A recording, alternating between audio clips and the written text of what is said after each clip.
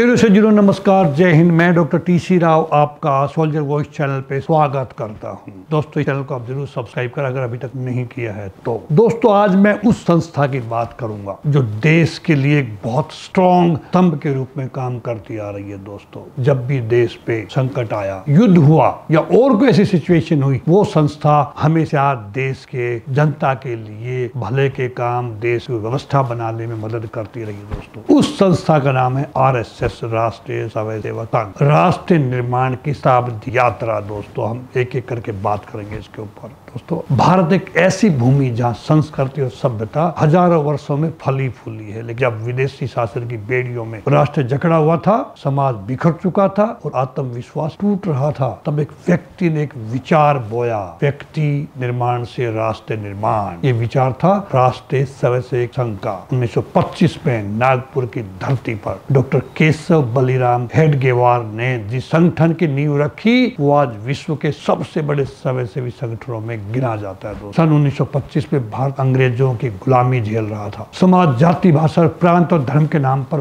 बढ़ चुका था। ऐसे समय डॉक्टर हेडगेवार श्री की एक नई परंपरा, शाखा की परंपरा, जो आमतौर पर हम सुनते रहते हैं, जहाँ देशभक्ति की प्रार्थना होती है, अनुशासन की शिक्षा दी जाती है और राष्ट्र के लिए समर्पण का संस्कार रोपा जाता है। दोस्तों, हेडगेवार जी के नेतृत्व में RSS ने समाज को नई सोच दी। जाति पाति से ऊपर उठकर एक राष्ट्र के रूप में खुद को देखने का साहस दिया। उन्होंने कहा, हमारा धर्म है राष्ट्र धर्म, हमारा जीवन है राष्ट्र सेवा। शाखाओं से निकले स्वयंसेवक स्वतंत्रता आंदोलन में भी शामिल हुए और समाज में राष्ट्र भक्ति की अलख जगाई। 1940 में संभाला माधव सदाशिव ने नेतृत्व इस संस्था का। गोवलकर गुरुजी जिसे हम कहते हैं, उन्होंने RSS को विचार और दर्शन की ऊंचाइयों तक पहुंचाया, हिंदू राष्ट्र की अवधारणा को स्पष्ट किया और बताया कि भारत की आत्मा ही उसकी एकता है। देश के विभाजन जैसे कठिन समय में उन्होंने संगठन को टूटने नहीं दिया। उनके नेतृत्व में RSS देश भर में फैला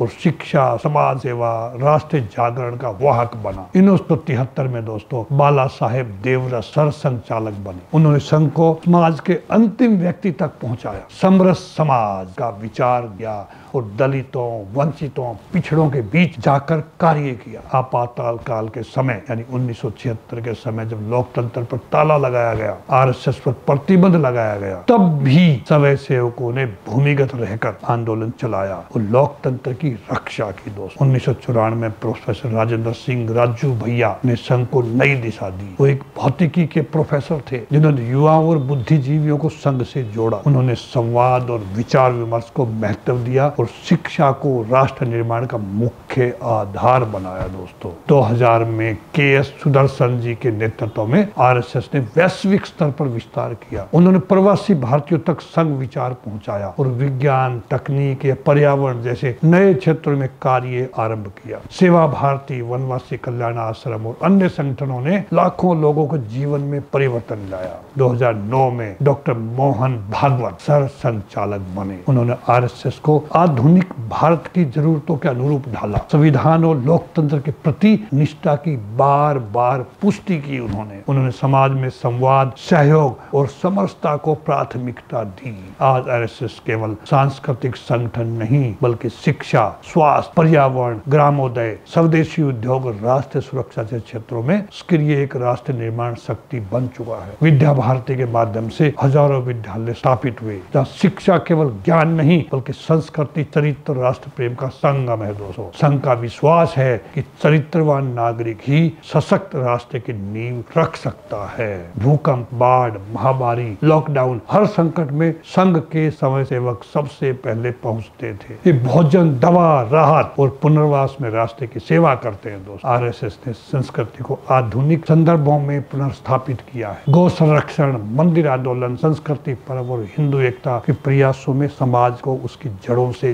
जोड़ा है। संघ समय राजनीति से दूर रहते हुए भी राजनीति को दिशा देता रहा है। भारतीय जनसंघ और भारतीय जनता पार्टी जैसे संगठनों की विचारधारा में RSS की छाप स्पष्ट दिखाई देती है। राष्ट्रीय सेविका समिति जैसी संस्थाओं ने महिलाओं को राष्ट्र निर्माण में अग्रणी बनाया। शिक्षा, समाज सेवा और नेतृत्व में महिलाओं की भूमिका को मजबूत किया। दोस्तों, आज RSS के विचार 80 से अधिक देशों में पहुंच चुके हैं। प्रवासी भारतीयों को अपनी जड़ों से जोड़ना और भारतीय संस्कृति का प्रसार करना संघ का एक प्रमुख कार्य बन चुका है। आरएसएस की शाखाएं केवल प्रार्थना स्थल नहीं है दोस्तों, बल्कि चरित्र निर्माण की प्रयोगशाला है। अनुशासन, समय पालन और आत्म नियंत्रण यही संघ की पहचान है। जाति पाति से परे हर व्यक्ति को एक ही सूत्र में बांधना का प्रयास यही संघ का मिशन है। सबका साथ, सबका विकास और सबका विश्वास केवल नारा ही नहीं, संघ का मूल सिद्धांत। संघ ने स्वदेशी उत्पादों, ग्रामीण उद्योगों और आत्मनिर्भर भारत के विचार को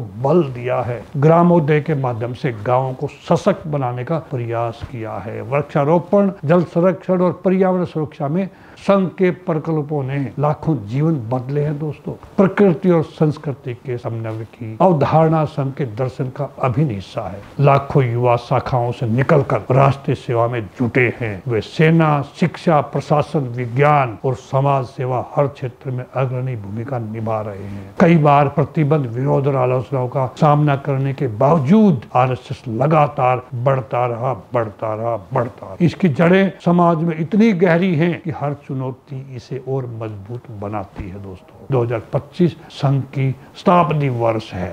100 साल की यह यात्रा केवल एक संगठन की नहीं, बल्कि एक विचार की यात्रा रही है। अब दोस्तों लक्ष्य है सशक्त भारत, समृद्ध समाज और विश्व गुरु राष्ट्र। आरएसएस केवल एक संगठन नहीं है, एक संस्कार है, एक संघर्ष है, एक संकल्प है। हेडगेवार से लेकर मोहन भागवत तक ये यात्रा भारत की आत्मा की यात्रा है और ये यात्रा अभी जारी है दोस्तों। अगले 100 वर्षों के लिए एक सशक्त, आत्मनिर्भर और गौरवशाली भारत माता के लिए राष्ट्र प्रथम, धर्म सर्वोपरि, यही संघ का संदेश है दोस्तों। मैं एक बार फिर सभी संघ से जुड़े हुए सभी सदस्यों का मैं शुभकामनाएं देता हूं उनको, और मैं उम्मीद रखता हूं उनसे कि वो देश को कुछ न कुछ नया देते रहेंगे दोस्तों। इसी के साथ दोस्तों नमस्कार, जय हिंद। मैं और वीडियो आपके सामने लेके आता रहूंगा। मेरे इस चैनल को आप जरूर सब्सक्राइब करें, एक सैनिक का निवेदन है आपसे।